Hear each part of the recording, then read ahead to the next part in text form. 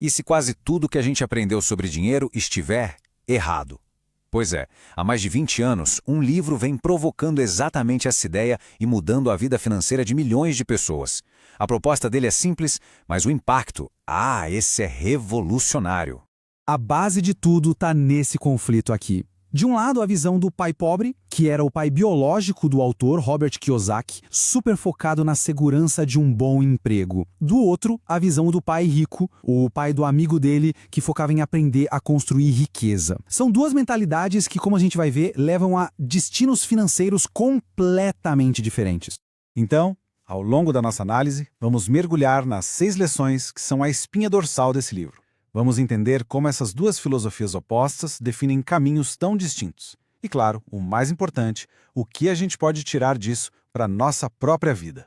Bom, tudo começa com a história pessoal do Kiyosaki. Ele cresceu tendo essas duas figuras paternas com visões de mundo totalmente opostas. O pai biológico dele, o pai pobre, era um cara super instruído, um alto funcionário do governo, mas que ironicamente vivia com dificuldades financeiras. Já o pai rico, o pai do amigo, nem terminou os estudos, mas se tornou um dos homens mais ricos do Havaí.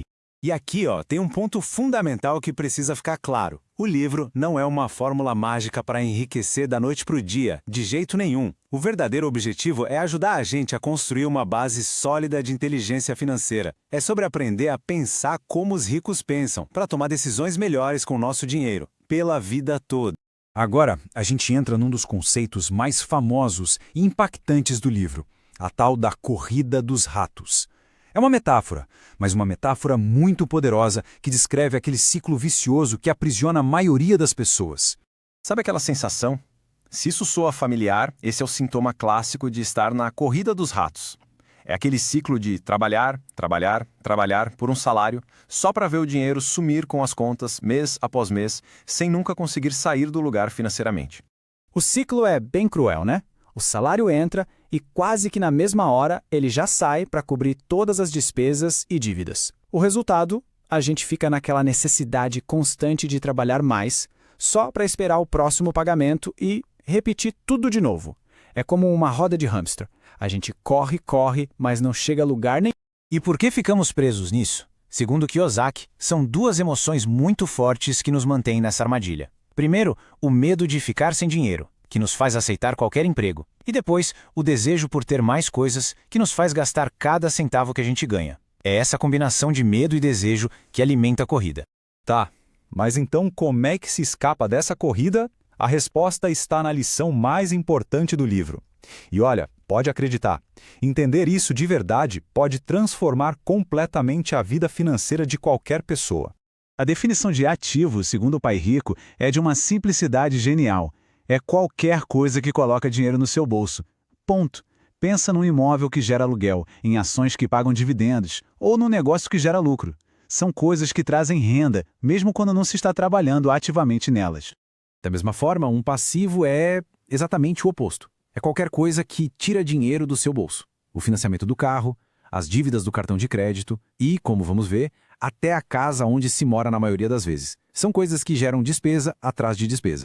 Olha só como funciona o fluxo de dinheiro na mentalidade do pai pobre. A renda do trabalho entra, mas ela vai direto para pagar despesas e comprar passivos, que muitas vezes a gente até confunde com ativos. Resultado? A coluna de ativos fica lá, vazia. A riqueza nunca construída de fato. Agora, olha a diferença para o pai rico. Ele usa a renda dele para comprar ativos. Esses ativos geram mais renda, que é usada para comprar mais ativos. É um ciclo virtuoso, um ciclo de crescimento, onde o dinheiro começa a trabalhar para gerar mais dinheiro. É assim que se cria uma verdadeira máquina de riqueza. E aí vem a frase mais polêmica do livro: sua casa não é um ativo. Ué, como assim? Porque a casa onde se mora gera despesas o tempo todo. Impostos, manutenção, juros do financiamento. Pensa bem, a parcela, o IPTU, o condomínio, uma reforma aqui e ali. Todo mês o dinheiro sai do bolso. E pela definição do pai rico, se tira dinheiro do bolso, é um passivo. Seguindo em frente, vamos ver como essa mentalidade toda se aplica na nossa carreira. A lição aqui é que, principalmente no começo, o emprego deveria ser visto não só como uma fonte de grana, mas como uma baita oportunidade de aprendizado. Enquanto a mentalidade do pai pobre busca segurança de um salário fixo todo mês, a do pai rico busca conhecimento. O emprego vira uma plataforma para a gente adquirir habilidades valiosas que vão ser a base para construir negócios e investimentos lá na frente. E que habilidades são essas? São essas que Kiyosaki considera cruciais. Saber vender uma ideia, se comunicar bem, liderar uma equipe e, claro, entender o básico de finanças e investimentos. São competências que servem para a vida, muito além de um emprego específico. Mas olha, construir riqueza não é só sobre o que a gente faz, é também sobre o que a gente supera. E segundo o livro, os maiores obstáculos são internos. O medo, o ceticismo que fala, isso não funciona. A preguiça de estudar e os maus hábitos com dinheiro. Vencer a si mesmo é o primeiro passo. Tem uma historinha no livro que ilustra isso perfeitamente. Quando era moleque, o Kiyosaki e o amigo dele viram que uma loja jogava fora os gibis antigos. Em vez de só ler e jogar fora também, eles tiveram uma ideia. Montaram uma pequena biblioteca no porão e começaram a cobrar 10 centavos para outras crianças lerem. Eles transformaram o lixo em um ativo, usando a criatividade para ver uma oportunidade onde ninguém mais via nada.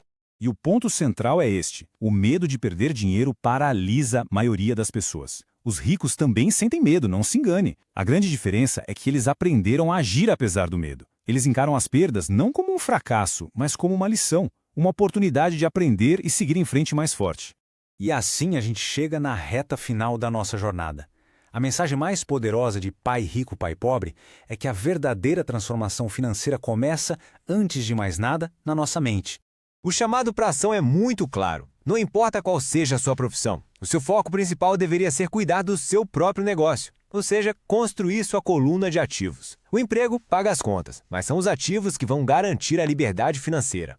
E a pergunta que fica para reflexão é esta: hoje, para onde o dinheiro está indo? Ele está construindo mais ativos ou mais passivos? Cada real gasto é uma escolha. Uma escolha que pode levar mais perto da liberdade ou afundar ainda mais em dívidas. O futuro financeiro está sendo decidido agora.